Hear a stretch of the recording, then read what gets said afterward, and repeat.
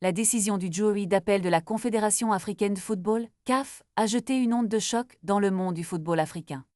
En annulant le sacre du Sénégal et en déclarant le Maroc vainqueur de la Coupe d'Afrique des Nations 2 mois après avoir entériné le résultat, la CAF a plongé les deux nations dans une situation délicate. Lors d'une conférence de presse, Habib Beye, entraîneur de l'Olympique de Marseille, a exprimé son indignation face à cette décision inattendue. Avec une ironie palpable, il a souligné que les trophées et médailles de son équipe se trouvent toujours dans leur pays, aux mains de ceux qui ont véritablement gagné sur le terrain.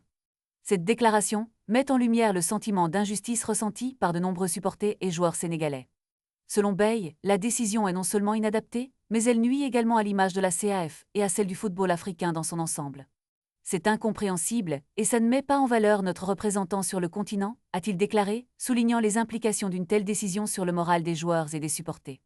Il a également évoqué les nombreux rebondissements de la finale, rappelant que le Sénégal avait remporté le titre grâce à un jeu remarquable. Les enjeux sont désormais élevés, car la décision du tribunal arbitral du sport, TA, pourrait bouleverser la situation. Beye espère que la décision rendue sur le terrain sera respectée, car le football doit être une question de mérite et de respect des règles. Il a appelé à la clarté et à la transparence dans les décisions de la CAF, affirmant que le moment de la décision aurait dû être déterminé en fonction des règlements en vigueur. 2 mois après l'événement, l'incompréhension domine et l'avenir de la compétition est incertain. Les fans et les équipes des deux nations attendent avec impatience le dénouement de cette affaire, qui pourrait avoir des répercussions bien au-delà de la simple victoire d'un titre. Une longue bataille juridique semble se profiler à l'horizon, laissant les passionnés de football sur le qui-vive.